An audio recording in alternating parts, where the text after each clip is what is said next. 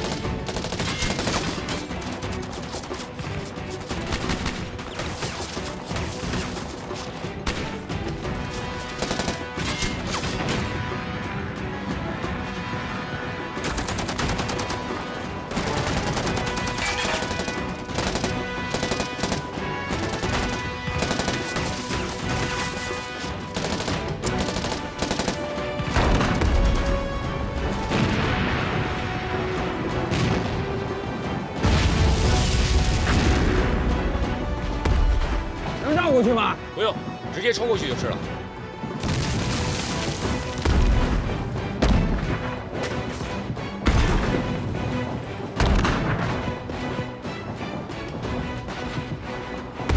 哦，好啊，马参谋长，有点意思啊。是吗？就是战场太局限了，装备火力用不上啊。城市作战是未来战争的主要形式，尤其是陆军的作战形态。这里的各个街区和楼宇间的攻守对抗、楼房结构、院落布局、地下盘管、商铺住宅的产生运用、城市狙击作战的新战法研究，这些都是现代和未来战争经常遇到的课题。我们的训练呢，就是针对未来战场而设计的。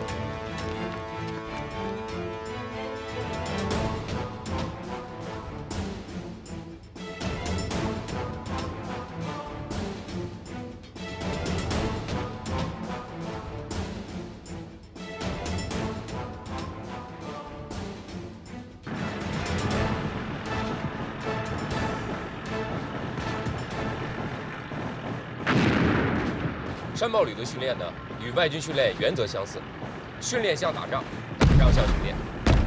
说什么？训练像打仗，打仗像训练，训练不就是训练吗？我们要求训练就跟真打仗是一样的。你现在所看到的一切，就是我们的日常训练课。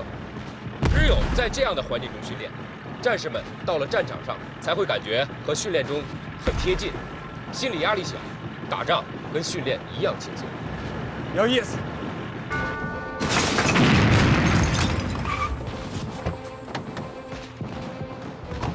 队长，一边好。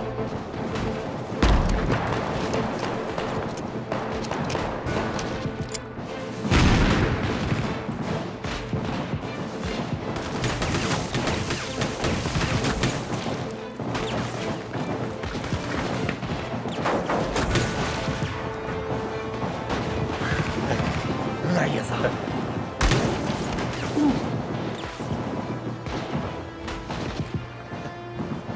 王队长，走。走。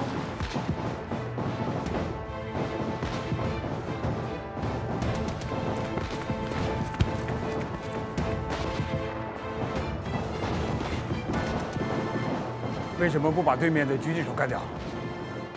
你看看能不能找到他的藏身之处。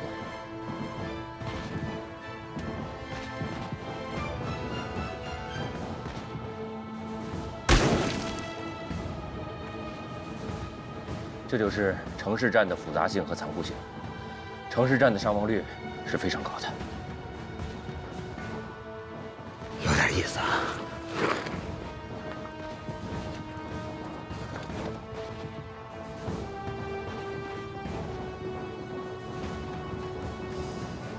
肉眼是不可能发现深藏在高楼内的敌人的。王旅长，跟我来。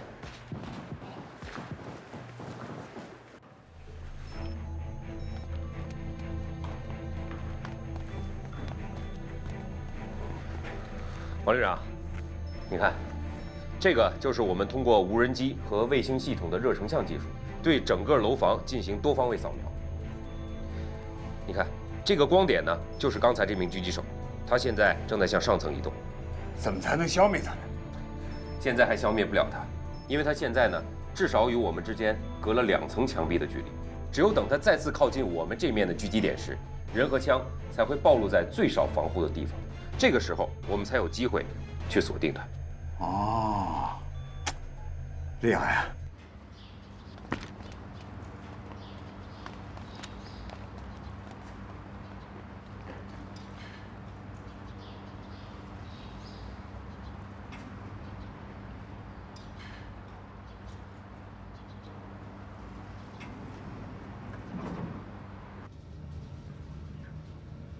哼，有点意思啊。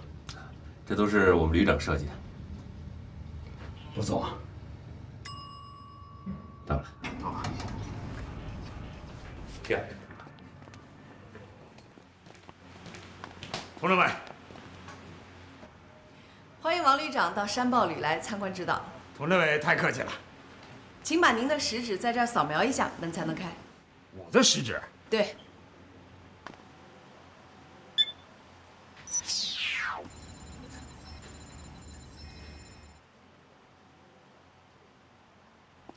哎，这里怎么会有我的照片信息？我从来没有在你们这输入任何信息啊！我们的信息侦查中心已经通过别的途径把您的身份信息采集到了。请进吧。好。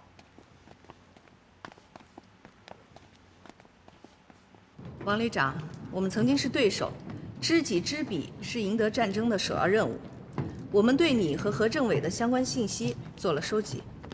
要不然你也进不了这座指挥中心。怎么，我的血压都测出来了？是，你现在的血压有些偏高，可能是刚经过城市战训练场时有些紧张。好多年没有经历这些了，真是又激动又兴奋还紧张啊！这就是我们的指挥中心。韩旅长。走，韩旅长，王旅长。没想到你的指挥所是这个样子。这个呀是全数字化的指挥中心。每天的训练情况可以在这里实时看到。来，您看看。好。郝参谋长，哎，给王旅长介绍一下咱们全数字化指挥所的情况。是，在这里，可以对全旅各兵种、各专业和不同岗位进行自动考评，各班排和单兵个人也可以从网络系统回放复盘，查看自己当天的训练情况，总结训练中出现的问题。这套指挥训练系统比以往传统的训练方法能提高200%的效果。能提高这么多呢？是的，这套系统呢，其实就是我们全旅实力的大数据库。士兵从入伍第一天起的训练情况，包括体能、体质、心理素质、技能参数等，全部录入大数据库，以供随时调出用。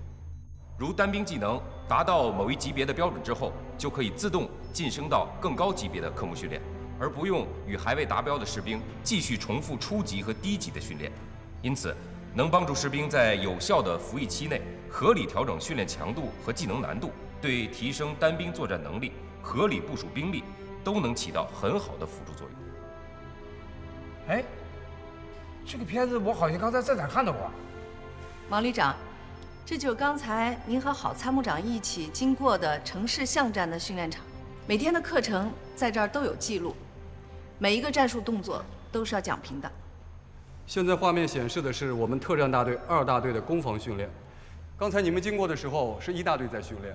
呀，坏了！我刚才狼狈的样子，你们是不是都看到了？第一次进入我们城市战训练中心的人呐，都会吓出一身冷汗。我们这个呀，可都是真枪实弹的训练。是啊，听出来了，枪声炮声都很实在。这么搞训练不安全吧？万一出事怎么办？这个你放心，安全措施完全可靠。一旦有不安全隐患，系统会自动报警的。不过，像刚才王旅长那样镇定自若，也是我们学习的榜样啊。我不信您自己看看。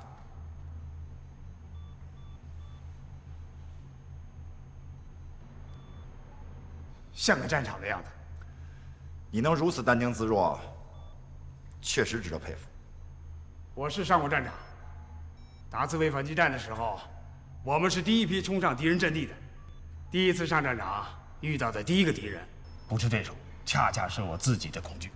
一旦战胜了恐惧，也就掌握了战场的主动权。王旅长，要不要休息休息？不用，带我参观一下你们山堡里的军事馆吧。王旅长，我们这支部队组建还不到1年，哪有什么历史可言，更没有什么光荣的传统可以记载呀。你们出山第一仗就把我们808旅打败了，接下来又战胜了909旅，这个战绩还不辉煌啊？其实这些，对我们蓝军来说，是一种悲哀。悲哀？是啊，我们也是解放军，我们是陪练，也就是磨刀石。陪练的任务就是让我们的战友提高战斗力，好去战胜真正的敌人。可是我们的战友连我们都打不赢，这样的胜利有什么值得骄傲的？我们只是一支假想的敌军，连假想的敌军都打不赢，那碰到真正的敌人该怎么办呢？你说的有道理，是值得悲哀，是我的悲哀，是王可争的悲哀。所以我们也没有什么荣誉可言，也不用建立什么荣誉室、军事馆。那你们怎么搞传统教育啊？我们在网上建立了一个虚拟的军事馆。虚拟军事馆，这我还第一次听说啊！能不能给我介绍介绍？你看，这不是跟我们808旅历史一样吗？你一眼就看出来了。啊，没错，这就是808旅军事馆的资料。我们山堡旅虽然没有历史，但人民解放军的历史就是我们的历史。我们让官兵时时刻刻牢记，我们山堡旅虽然是一支专业化蓝军，但同样是光荣的人民解放军中的一支建制部队。我们呢，也常跟官兵讲，虽然我们平时穿的是外军的衣服，手里拿的是一部分外军的武器，但我们还是一个绿皮红心的萝卜，心永远是红的。我们旅的传统教育分为2个部分，第一部分就是把808旅、909旅的老大哥部队的光荣历史作为我们旅的传统教育的基础课，制作宣传片，设置网上军史馆，让官兵们了解我军的光荣传统，不忘入伍初心，教育官兵继承优良传统，发扬光大。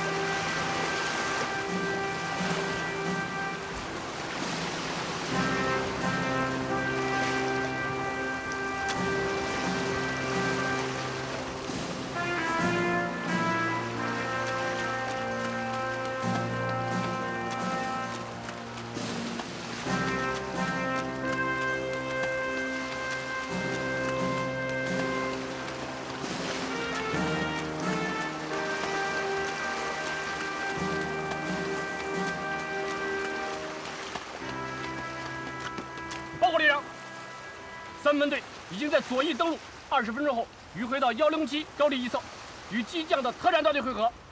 怎么不和陆航协同好呢？啊？直升机比坦克早上了3分钟，3分钟，敌人就可以重新组织起火力。我和他们沟通了，可是干扰太厉害。我想告诉他们，今天的海流有变，让他们进入的时机推迟5分钟。可怎么喊他们都听不见，电台里全都是杂音。马上去解决问题。是，已经安排人正在解决。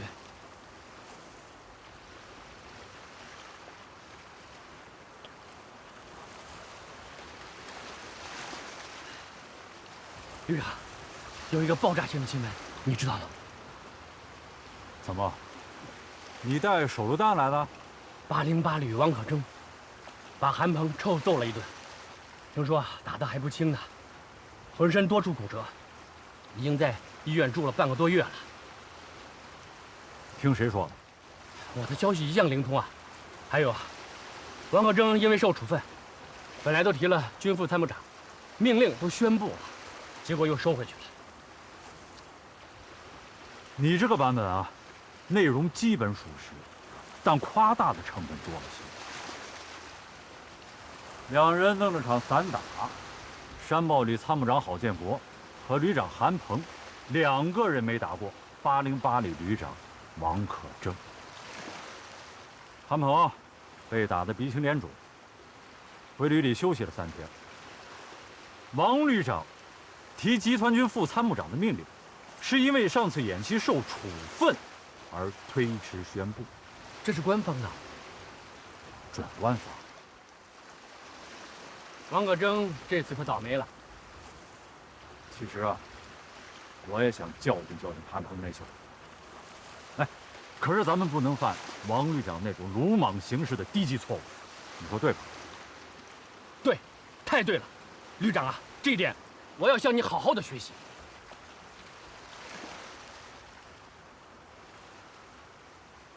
学什么？你看，你对韩鹏总是异乎寻常的热情，而且你能化敌为友，你又那么谦卑，那么虚心，一点架子都没有。要是我啊，真的很难做到。啊，是吗？是啊，而且谁都说不出道不出什么，还显得我们诚恳主动。他到机场，你还亲自去送我，这是多高的贵人！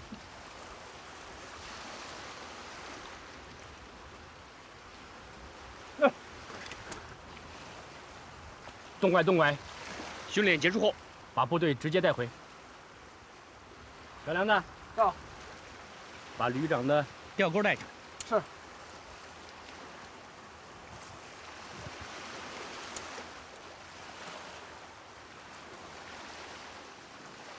旅长啊，你在处理这些问题上总是那样有风度、游刃有余，我真的要向你学习很多年呀。不用学就会。韩鹏他们是在执行战区陆军首长的指示，虽然我们并不欢迎他们，但还要落实首长的指示。该欢迎欢迎，该请客请客，该送行送行。礼节也是一种文明。别看他们级别不高，但来头不小，跟他们较劲。他送材料我收下，他说啥我听啥，有用的我就吸收，没用的我就不用。哦，对了，韩鹏他们上来就抓信息情报，这招确实狠，也确实高明。我在情报部门专门成立了一个猎豹小组，把韩鹏所有的资料都储存在了数据库，就是不知道什么时候才能和山豹旅再次对抗，估计要轮上，恐怕也要2、3年了。那就先秘密准备着吧。轮不上，算韩鹏运气。一旦时机来了，精准打击，定点清除。怎么也得让韩鹏当一回909旅的俘虏。对。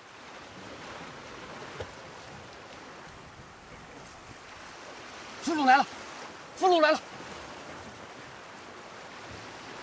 别急，很有可能是条大的。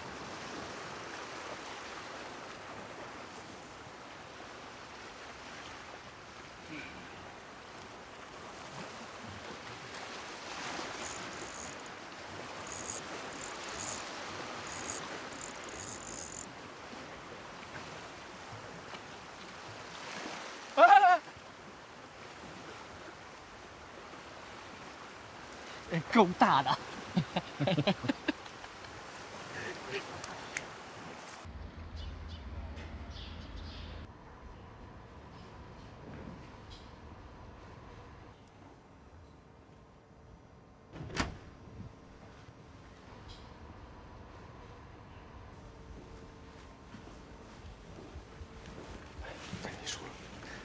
旅长不让动，从昨天晚上到现在，旅长还没吃饭呢。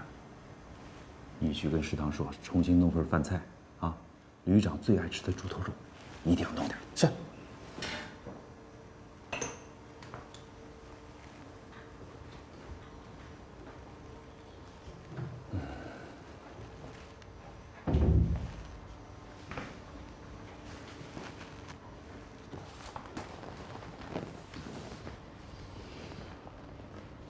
政委，你来的正好。你不来呀，我还要找你去。找我干啥呀？政委，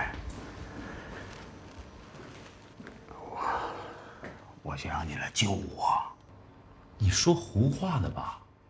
我前天来找你，你不开门，说什么我要看资料，不能打扰，现在又让我来救你，你知道吗？我掉深渊里去了，政委，真的。哎呦，你赶紧去洗个脸吧，整利索点啊！我跟你说正事。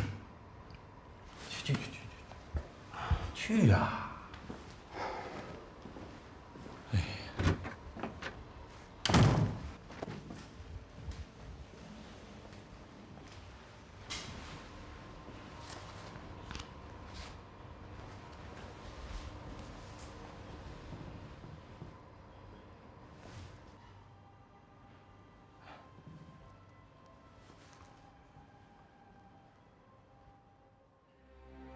荣誉过剩，让我们固步自封，盲目自大，让我们封闭了自己的耳目，根本看不到，也看不清什么是新军事革命的大潮，看不到未来战争的危机就在眼前。这次失败败得好，没有这次失败，我也许还在继续堕落。如果不是这次失败，808旅也许永远迎不来真正的春天。我自己掉进了深渊几年，又把部队也带进了这个深渊。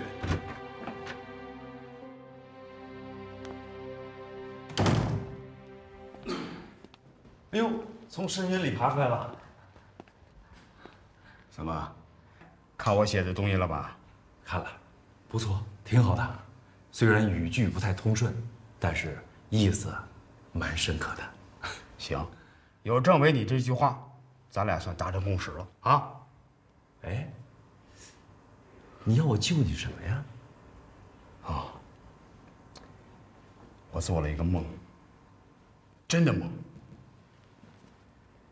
当时我带队攻上535高地，正高兴着呢，韩鹏走过来说：“你也不往身后看一看。”我当时看了一下，没想到535高地上有一个大的天坑，看不到底。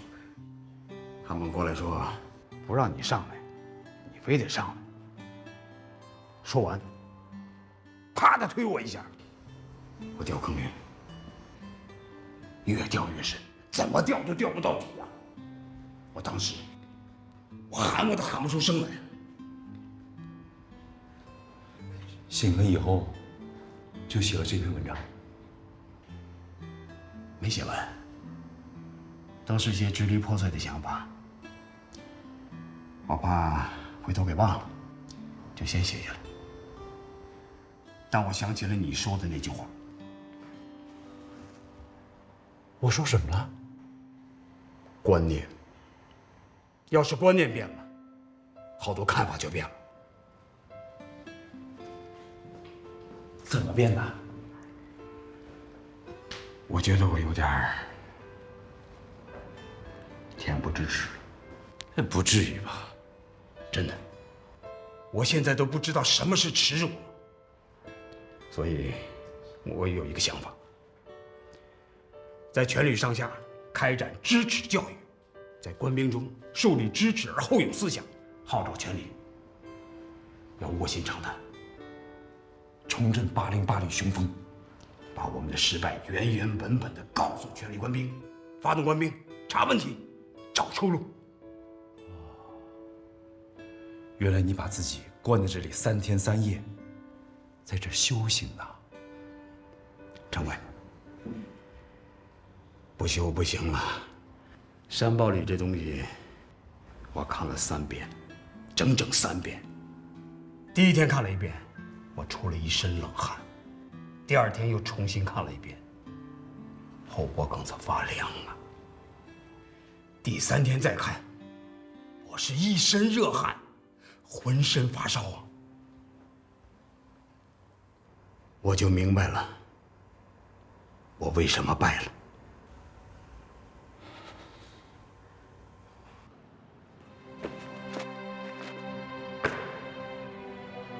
同志们，旅党委经过认真研究决定，在808旅全旅上下开展一次深刻的知耻教育，目的很明确，就是要让全体官兵从今天起时刻保持清醒的头脑，从今天起勇敢地甩掉我们身上的优越感和荣誉包袱，以耻为鉴，奋发进取，不怕耻，认识耻，化耻辱为动力，知耻而后勇。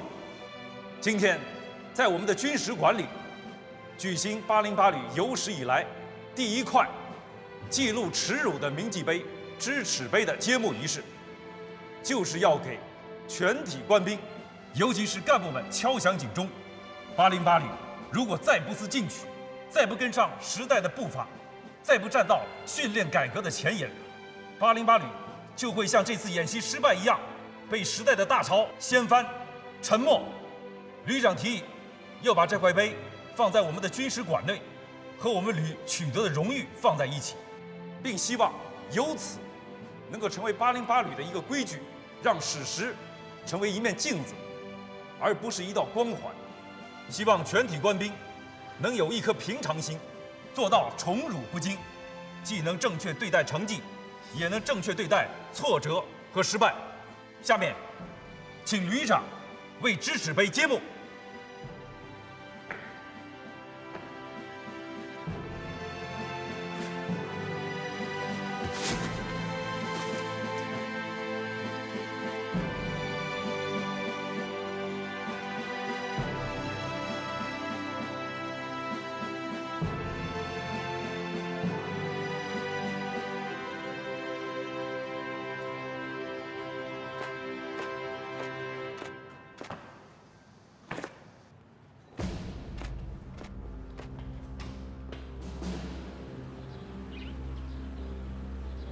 大家都看到了吧？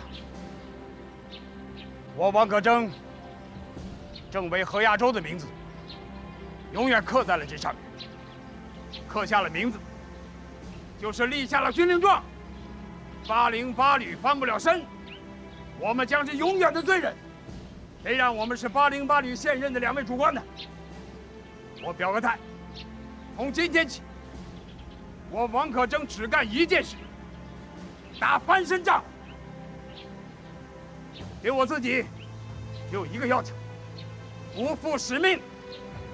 对808旅来说，不辱番号，战旗不倒。同志们，作为中国军人，我们必须做到听党指挥，能打胜仗，作风优良。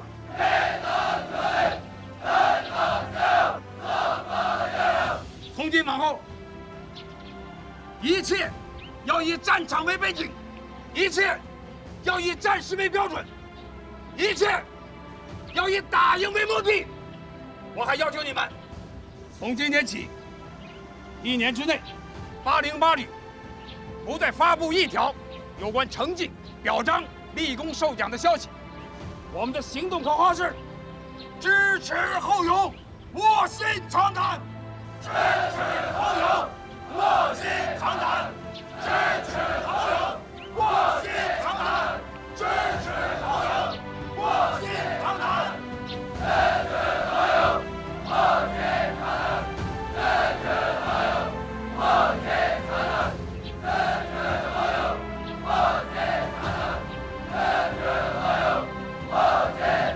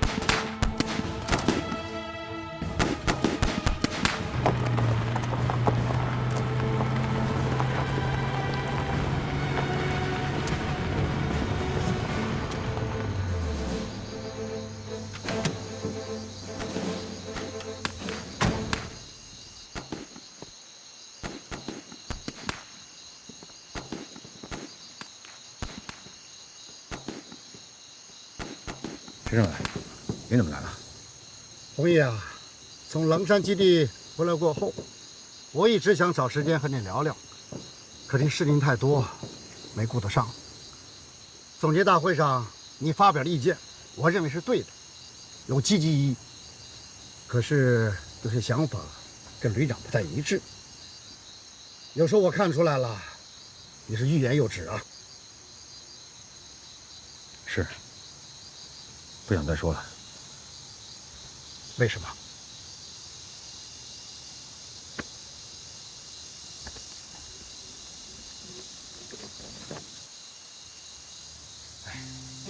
说了也是白说，他得罪人，工作上没改进，我和他的矛盾反倒加大了。不说，比说要好。红毅啊，你是对楚旅长个人有意见呢，还是对旅里的工作安排、工作思路、思想作风、生活保障方面有意见呢？主要是对旅长个人有看法，因为旅长的态度和言行直接影响着全旅。我对他的意见，也是对旅里工作的意见。好，你说清楚一点，也好，我在你们之间有个沟通。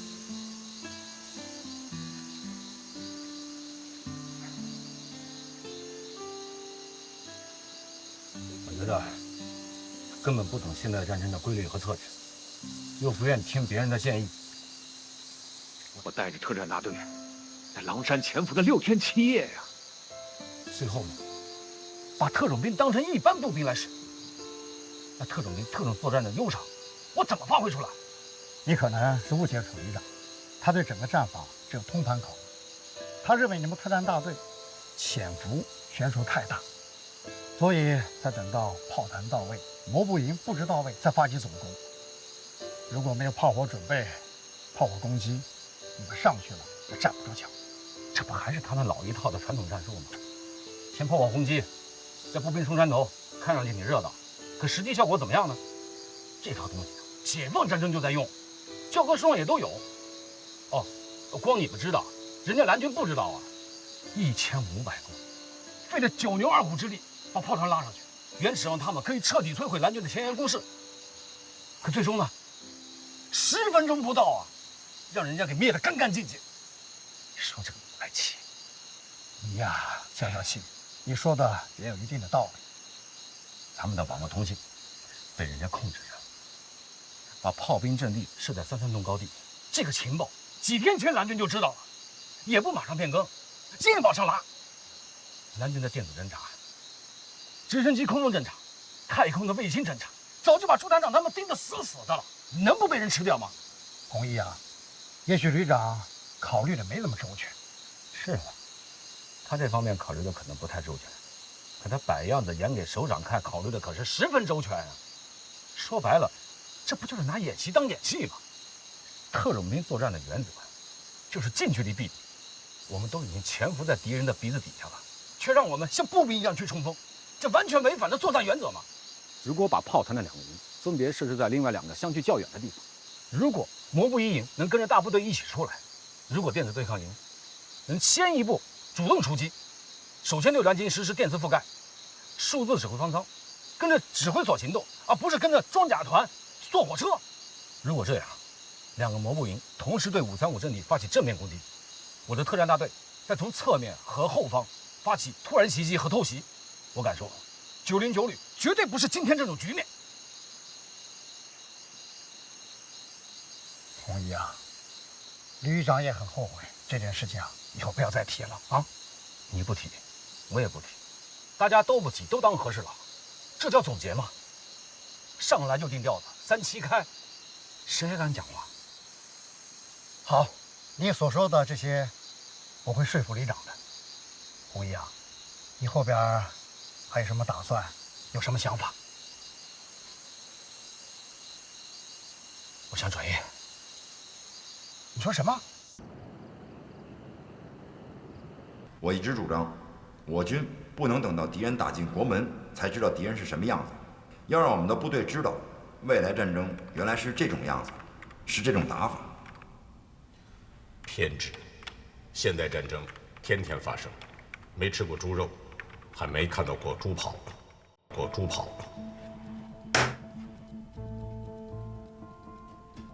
呆猪，近年来，地球上虽然出现了海湾战争、911恐怖战争，也叫袭击，但我习惯称战争。伊拉克战争、阿富汗战争和近期的利比亚战争、叙利亚危机等等，当代战事的确让我们看到现代战争进程和发展趋势。但我们毕竟都是局外人，我们看到的大多是电视画面，我们得到的战况和情报，绝大多数是过滤后的残渣，或是硝烟过后已成废铁的几门马后炮。不要指望从网上淘到战争主导者们的核心机密，因为中国当代军人亲临战场者极少，战场的残酷、战争的突发性和战局的不确定性，荒唐的皮卡战争，让皮卡车成了战场之神。谁会想到，都会使中国军人遭遇战事，开战的第一时间将会陷入极度陌生、紧张、恐惧和大脑空白。只有在经历过失误和大量人员伤亡、财物损失后，才会找到还手的机会和反击的方向。中国是爱好和平的国家，有着5000年文明的礼仪之邦，加之我们有雄厚的经济实力和强大的军队，相信只要我们不主动挑起战事，战争不会无缘无故的发生。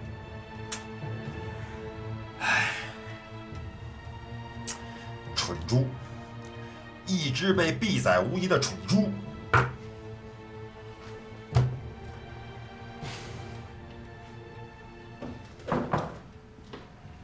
沈参谋长，还没下班呢？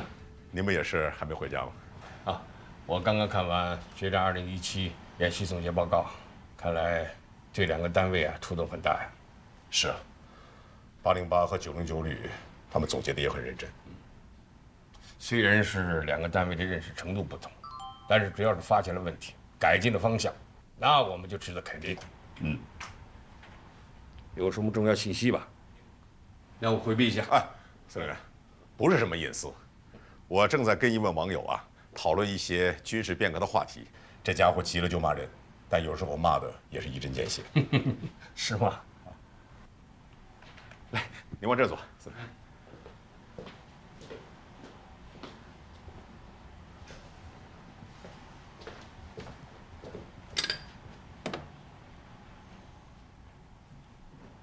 这枚子弹很凶啊，是吗？我以前看过他的论述，还有很多想法很超前，很有操作性啊。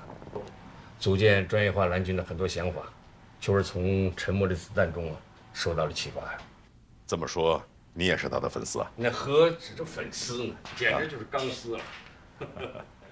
有时候我们跟军民讨论呢，能开拓我们的思路。我跟您有同感。在来战区陆军之前，我经常跟子弹讨论，甚至争论过。组建山豹旅的一些构思，就是在跟子弹的交锋中产生的。没想到在第1战区陆军实现了。那这么说，你就是那个胡小刀光了？你这不是挑衅，胜似挑衅啊！我是经常扮演蓝军的，去戳他的软肋，想办法能让他给跳起来。都有什么反应呢？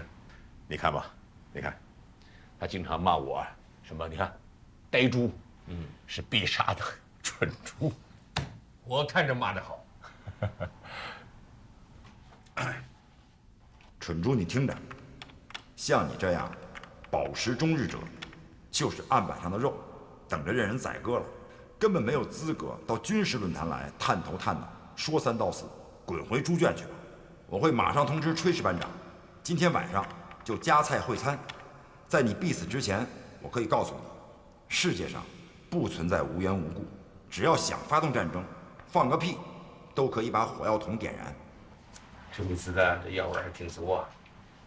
我把这个子弹给它推上膛。子弹先生，刀下留珠，在强大的外军面前，我们吃亏是不可避免的。只有把蠢猪和猪脑者踢出论坛，我们才有一个真实的环境来谈话题。近来沉默子弹被一种使命感驱使着，研究了近年来几个战场上外军新战法、新特征，对比研究本军之不足，发现许多部队和单位在应对突然袭击时没有任何防范，就跟钱包不是自己的一样。这种疏忽松懈和麻痹，到了令人发指的程度。这小子这么大而化之，他在说谁呢？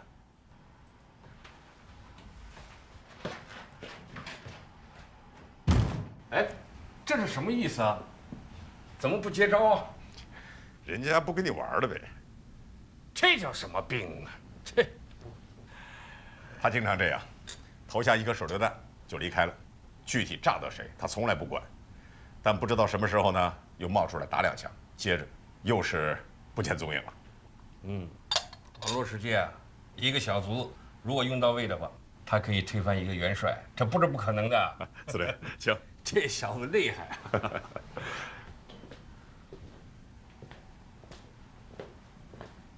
司令，请。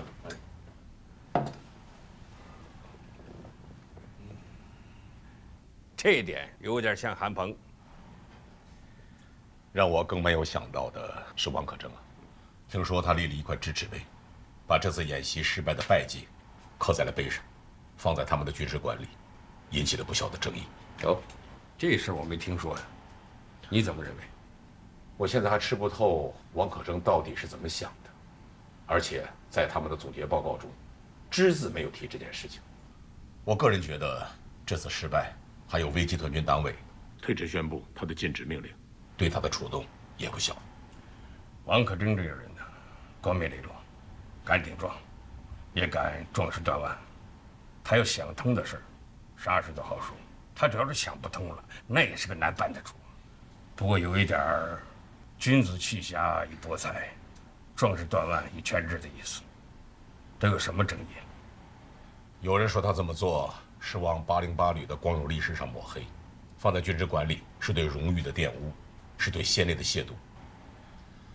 还有人说这是王可征个人在作秀，希望上级首长能够出面，让他把事头给办出去。王可征如果把这个秀能做到底，那也行。我们谁也不要出面，我们要是出面，反而那是作秀，有点小题大做的意思。这808旅它本身就是老虎屁股摸不得，他现在不是要自我修炼吗？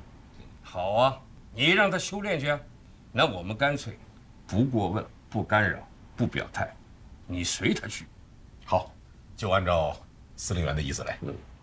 啊，对了，参谋长，近期有些事情啊，还得引起我们注意啊。您指哪方面？最近呢，军委检查组来咱们战区巡视，其中就发现了我们战区陆军呢所属部队存在了一些问题，其中啊最突出的是安全防范意识薄弱，尤其是日常守卫管理方面存在着漏洞，这一点不能不引起我们重视。您看，可否由山豹旅发起一次警钟行动，给这些单位敲敲警钟？从贴近实战角度来讲啊，应该搞一下。你光靠下个通知下去，往往它是不会引起重视的。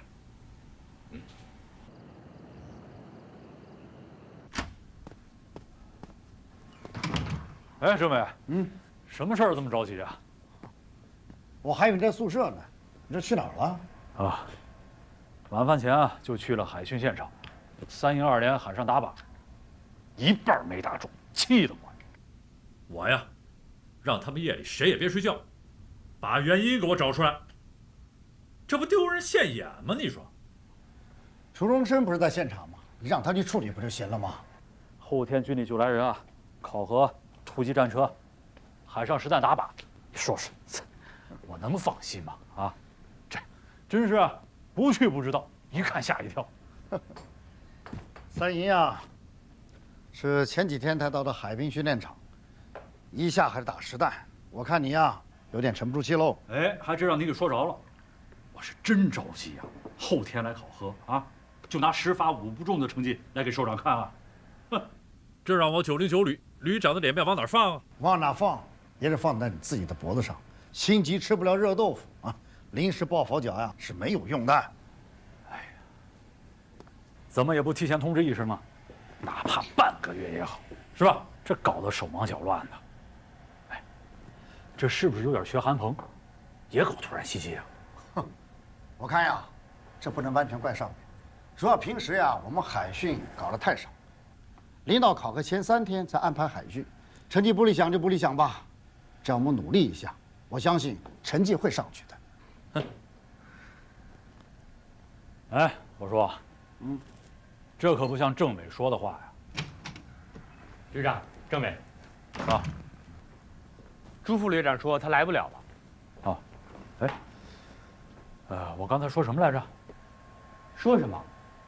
我什么也没听见。我是说我跟政委说什么来着？你是说呀，这不像一个政委说的话。不会吧？对，政委啊，你是从来不会这样说话的。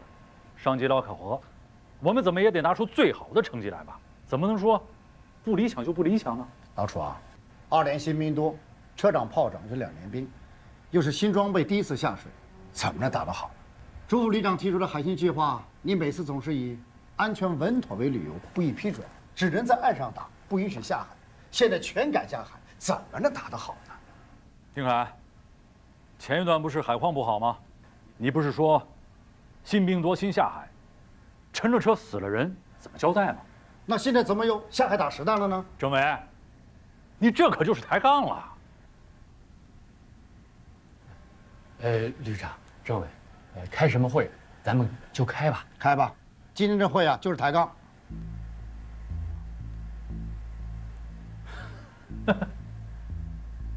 怎么了，徐小村？吃错药了吧？老楚，你怎么说话呢？今天叫你们来呢，我们开个会，研究一下演习失利的原因，分析一下我们9连9旅现在存在的问题，希望能够统一认识。干嘛非要安排在晚上呢？啊，你可真是的！我睡不着。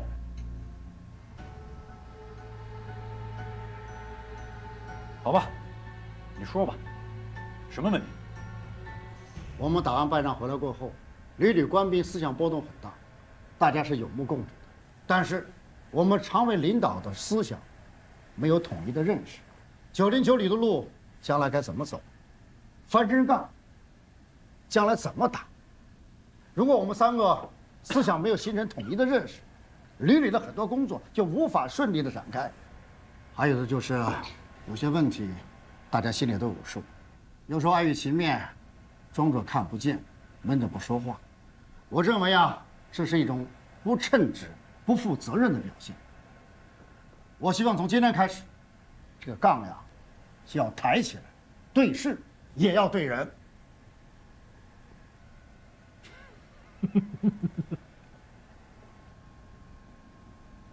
哎呀，这是怎么了，政委？有问题当然不能回避了，是吧？可我们打败了吗？首长连一句批评的话都没讲啊，是不是啊？我们干嘛非得自己作践自己呢？哎，我不同意用抬杠这个词啊，传出去影响不好。团结才能一致，是吧？团结起来，才能步调一致吗？政委，你说吧，训练中有什么问题，我们马上改，马上行动起来，不就行了吗？丁凯，你说说。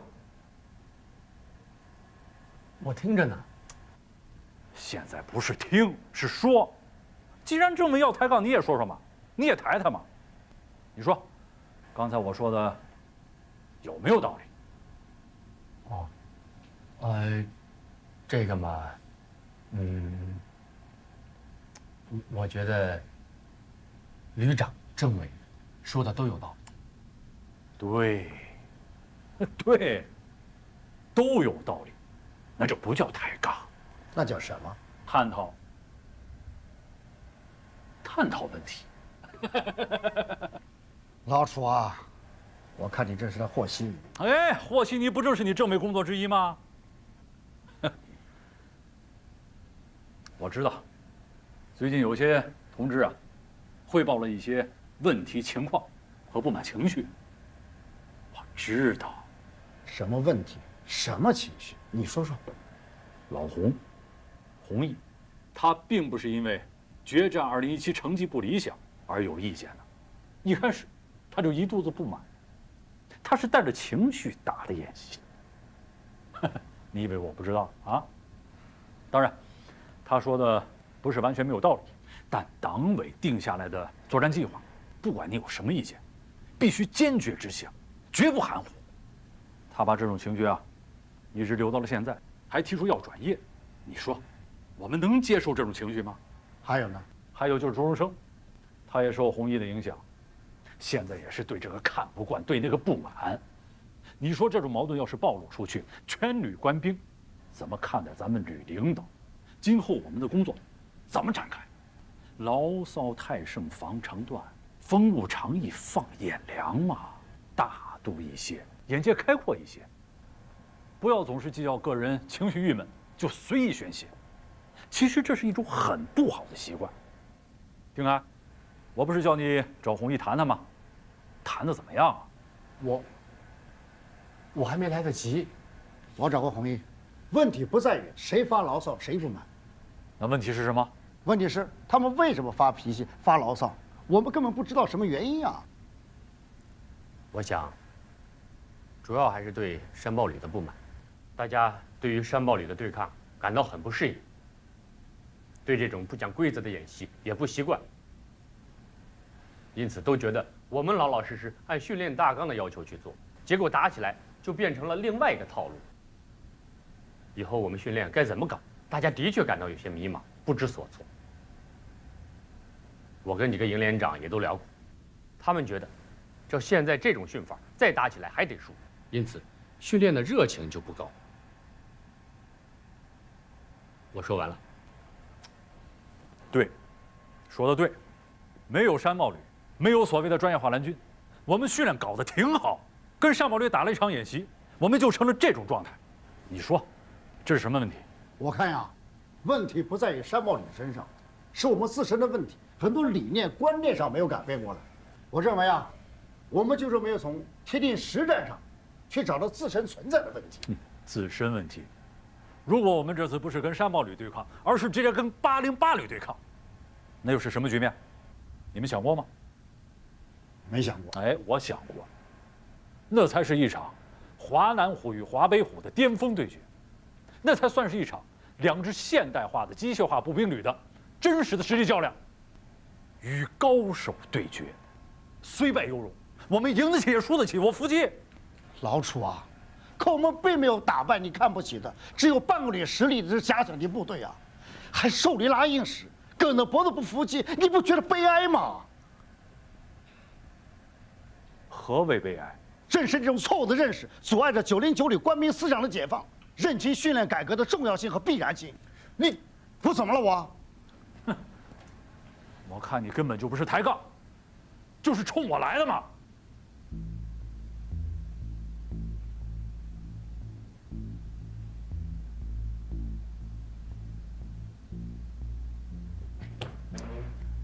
我保留我的意见。如果是我的责任，我绝不推卸；是我的错误，我会写出检查。但909旅绝不是你们想象的那样病入膏肓、不可救药。我会为909旅的荣誉，坚持我自己的观点。走了。旅长，这么晚了，上哪儿去？二营海军现场。我们是散会的。旅长，我还有话要说，先听我说完，好吧？来，坐到这儿，坐到这儿，来。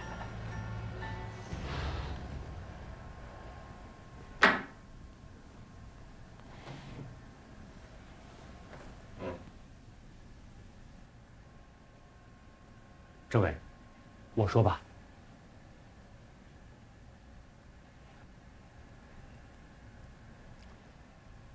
我是参谋长，训练工作是我主抓的，训练上的问题，责任在我要检讨。前段，洪毅和朱荣生都跟我谈过，他们想搞训练役改革的想法，两人也都拿出过一些新的、具体的训练计划和方案。我是看了，但觉得还不是十分妥当，有些地方存在不安全因素，退回去让他们再改改。我想，等成熟了再上报旅党委。我觉得，是我没有把这项工作抓紧落实，这跟旅长没关系。你报不报，我都知道，不是你的责任。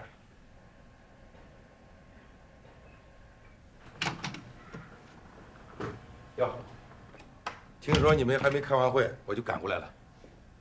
荣生，你来的正好，谈谈你的想法。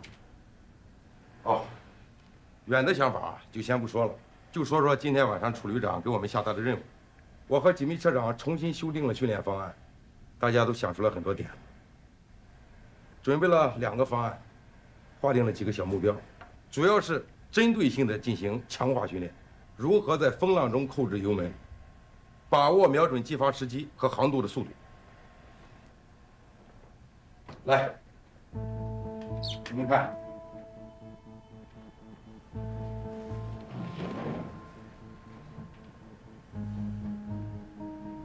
第一个方案，第一组在沙滩上练习，车不下海，对海上漂浮的灯标进行瞄准射击，主要是射手们训练。第二组是海上驾驶训练，主要是车长、驾驶员、通信、官场等随车下海训练。我们还有一个方案，就是把已经退伍的几名优秀驾驶员炮长请回来。把退伍兵请回来？对，请他们回来做临时教员。我已经给他们打电话了。他们能回来吗？听说部队有需要，他们都非常高兴。有坐飞机的，有坐高铁的，都连夜往这赶的。我们缺的就是有实操经验的教员。哎，2营的王金满也过来吗？来，他肯定来。好，太好了，只要他过来啊，那就没问题了。他是1级车长，又是1级炮手，又是我们的教员标兵。行啊，朱团长，没想到你能想出这个点子来啊！我看现在的新手啊，不是技术不行，是实战经验太少了。我就跟王金满他们几个老兵啊打电话，给他说明情况，请教他们啊遇到特殊海况如何处置。王金满啊还把他自己的训练经验传授给我们。后来他说大老远的，说也说不清楚，干脆我过去一趟算了。好啊，好，还是我们909旅的老战友有感情啊，有他们助我一臂之力，这次考核过关有望。哎呀，当时啊，我们也不想放他们走，训练打仗，靠的就是人才呀。这只是权宜之计，也不是长久的办法。训练制度不改革，整天忙于应付怎么行呢？队长，你看我这方案行不行？行，行行行。好，那我就赶回海军场了，你们继续开会。去吧。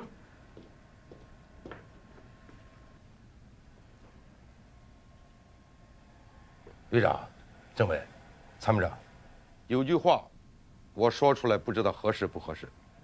荣生啊，这是常委会，你是党委委员，有话说吧。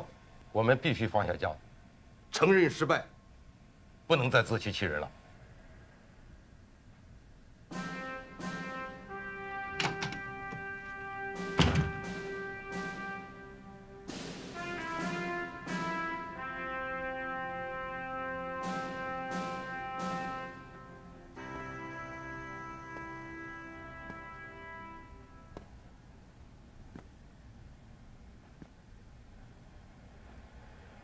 自欺欺人，老楚啊，我觉得这话糙理不糙，你呀，真应该好好想想了。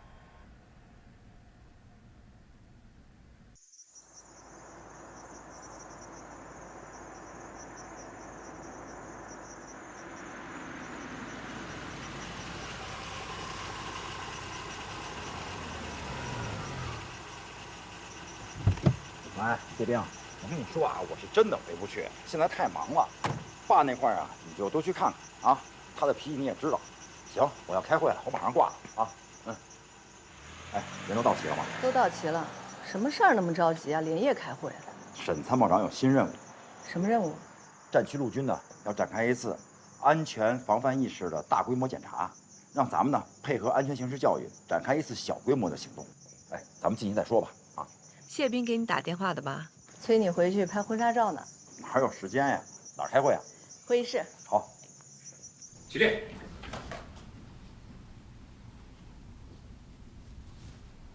都坐吧。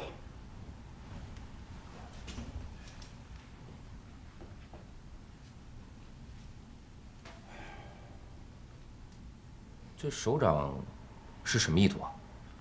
我刚被沈参谋长叫去，你们几个先看看这个。这个呢，是最近保卫部门掌握的一些敌对势力对我军要害部门实施渗透的一些案件，还有童政委撰写的一份分析报告。你是说战区陆军部队安全管理漏洞分析？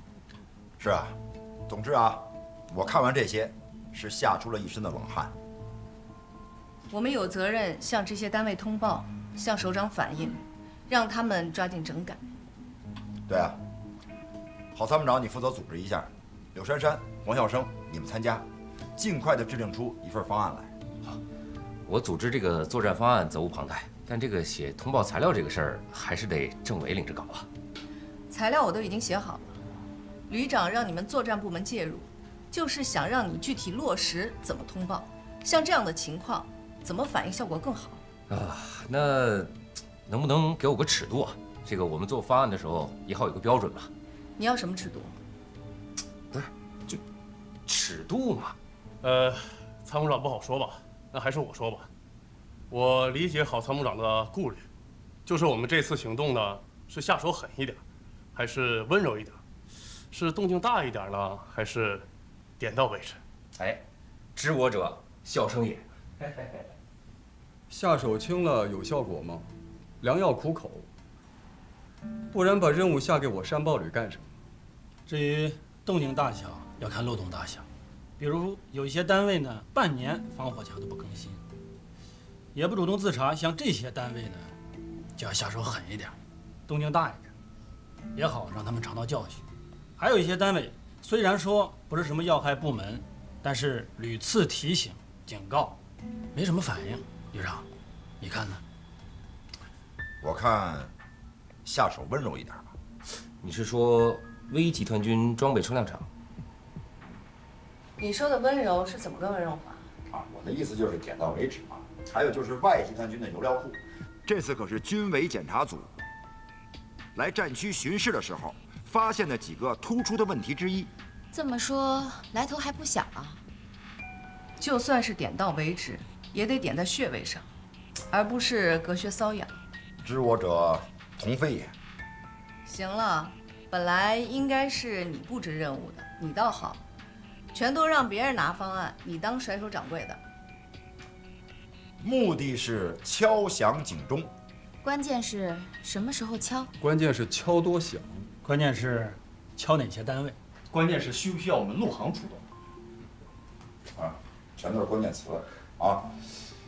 我这么想的，用什么手段取决于对付什么单位，至于什么时候行动，要等郝参谋长出完方案，递交给沈参谋长之后，咱们再说。是。这个不管是未雨绸缪也好，忧患意识也好，风平浪静是训不出好水手的。既然上级交给我们山豹旅的任务就是促进部队战斗力提高，与其等待上级给我们制定演习计划，不如我们蓝军主动出击，去制造敌情，刺痛那些麻痹的神经。郝参谋长说的对，既然我们山豹旅已经出山了，等待不是我们的风格，主动出击才不负使命。从沈参谋长那里受理任务回来之后，韩鹏就带领山豹旅的骨干连夜策划了警钟行动的攻击计划，意图是在战区陆军部队范围内组织一次带防御敌对势力渗透为背景的检验性演习，而山豹旅择机对各单位安全漏洞发起攻击，目的是检验战区陆军各单位日常安全防范情况。没想到在战区陆军部队掀起了一场轩然大波。杨参谋，陆航旅最近非新科目，我这3天基本都在陆航活动。山豹旅有材料报上来，你要第一时间通知我。什么方面的材料？警钟行动的具体任务和部署。好的。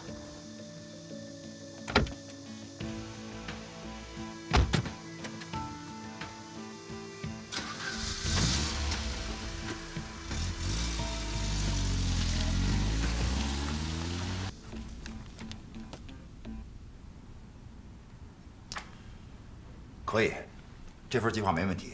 今天晚上啊，咱们就按这份计划行动。行，签字。哎，我有一个想法啊，咱们这个行动计划可以先不用报上去吧？不报啊？今天晚上就行动了，你现在不报，你想什么时候报？我也没想好呢，明天报或者今天晚上再说。这可是军事行动，动兵动装备的，你怎么能事先不请示不报告呢？咱们不是专业化蓝军吗？咱就得办点专业化的事儿啊。对抗演习的时候你怎么玩都行，可现在是日常生活，弄得这么翻天覆地的，连首长都不知道，行吗？你先别着急呢，先坐下，先坐下，我跟你说。哎，警钟行动演习这个通知，是不是陆军首长已经发给各单位了？是。各单位不是没有准备啊。再说了，这种小打小闹就不用惊动首长了。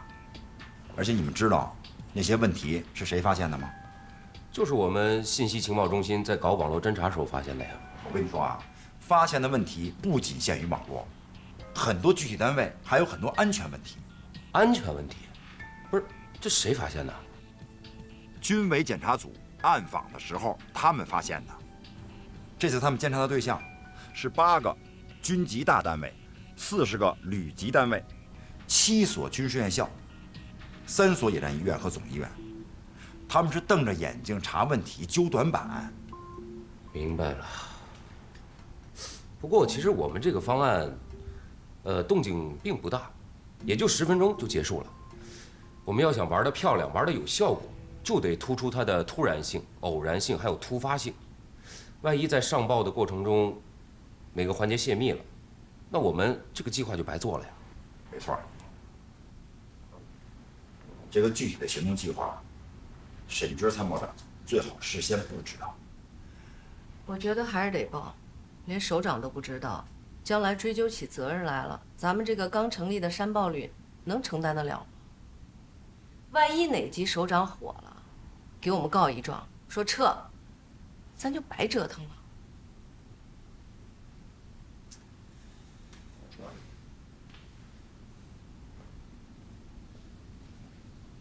哎，我想问问啊，咱们这次演习的目的，是不是要提醒各单位增强防范呀？对啊。那这些防范措施原本就应该是这些单位他们自己的事情，现在漏洞百出，那是因为他们自己的防范意识不强，不尽心尽责造成的。哎，我没有必要替他们巡逻，当这个看门狗吧？那咱们提醒他们采取措施，马上改进也是应该的。现在可不是学雷锋做好事的时候，咱们这次可不是提醒，咱们这次的行动演习的目的是要惊醒他们。今天咱们发现他们一个漏洞，咱们提醒他们一次，明天再发现一个漏洞，再提醒一次，那长期以往，他们就养成习惯了，以后会说，哎，什么事情有山豹旅呢？我们可以高枕无忧了。对，到时候首长再一问，这个漏洞谁查出来的？山豹旅，好，表扬山豹旅。那以后这种差事全落到我们旅身上了。万一再出现什么情况，那就怪我们没有及时提醒、及时发现。我觉得我们不能惯这种毛病。你这只是推测。哎，他这可不是推测啊，以前有过这种先例啊。这次我们主要做的不是提醒，而是惊醒。警钟行动嘛，就要给他们敲警钟，而且把这个警钟要敲响了，否则咱们等于没有完成战区陆军给咱们的任务啊。那照你这么说，不报还对了。也不是对了，就是什么时候报，怎么报，上报的程序，咱们再好好商量商量。怎么，你想跟首长玩猫腻啊？不是，这个也不是猫腻，就是早报上去，有可能会走漏风声，一切就前功尽弃了。哎，没错。而且啊，这份计划，沈军参谋长事先不知道为好。你是怕他知道了，将来反倒会有人怪他不事先吹吹风？反正不管怎么说啊，行动计划今天晚上暂缓上报。行，什么时候上报你一定得告诉我。那是肯定的。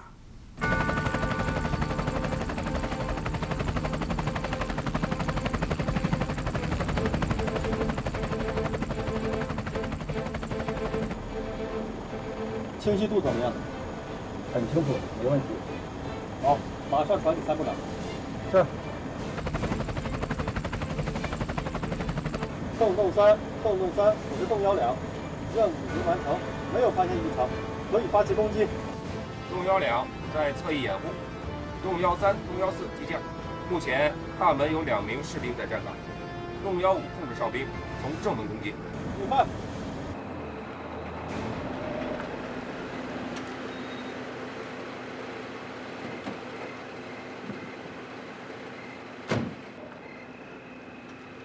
这里是军事基地，请您离开。啊，兄弟，我是旅游公司的，我有名片啊。什么名片都没用，这里不是旅游地，你走错了。啊，你看啊，这儿就一条路，你说我不从这儿过，从哪过？是不是？哎，兄弟，你过来，你帮我看一看，这儿就这一条路，你说我从哪过？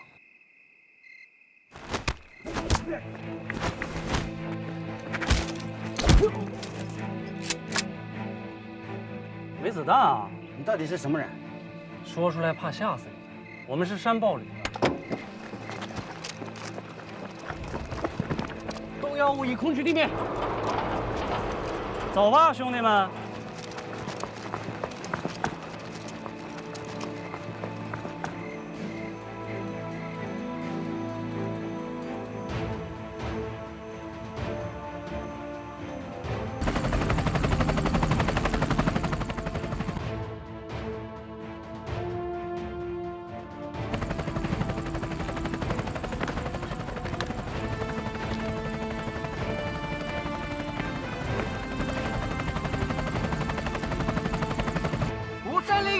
弟兄们，我们是山豹旅特长队的，今天晚上来炸毁油料库。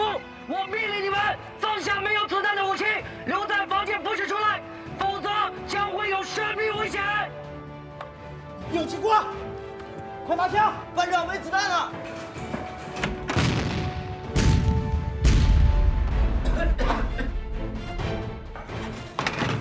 快打电话！是班长。主任。仓库遭到袭击，是，不行，可能是暴徒。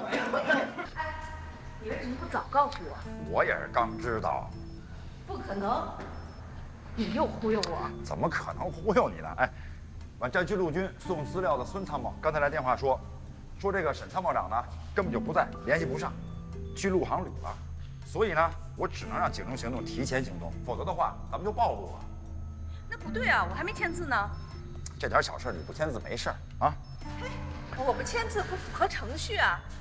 万一出了什么事儿，我也可以顶的呀。能有多大雷呀？又不是几千万、几个亿，下回一定啊！老婆，怎么样？行动十分顺利，特战分队已经进入目标区。告诉郝参谋长，10分钟之内解决战斗。是。洞洞3 ，10分钟内结束战斗。明白。韩鹏，过来。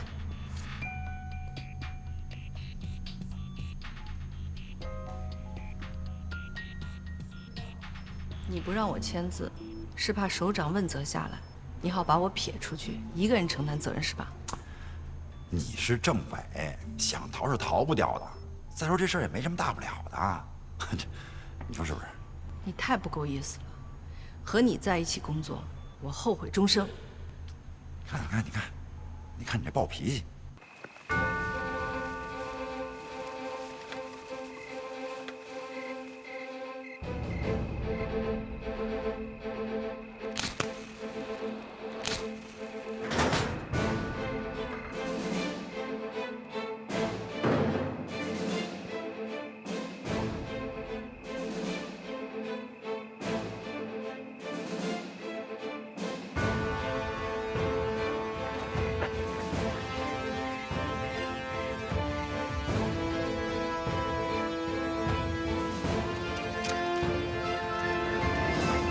各小组注意，孟涛小组警戒掩护，其他作战小组30秒撤离，30秒撤离。撤！抓紧时间，快，抓紧！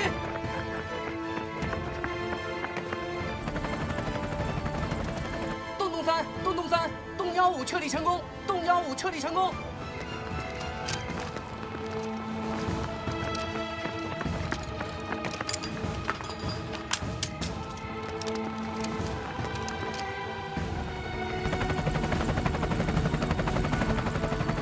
3小组准备完毕，可以撤离升空。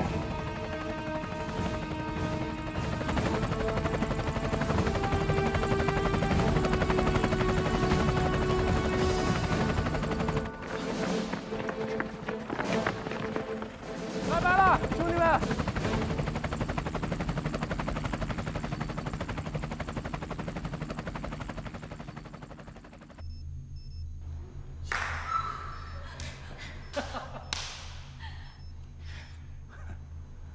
韩鹏啊，你这回可是玩大了。大吗？你不是说点到为止吗？是啊，像这种单位还不点到为止啊？哎，你看啊，我一点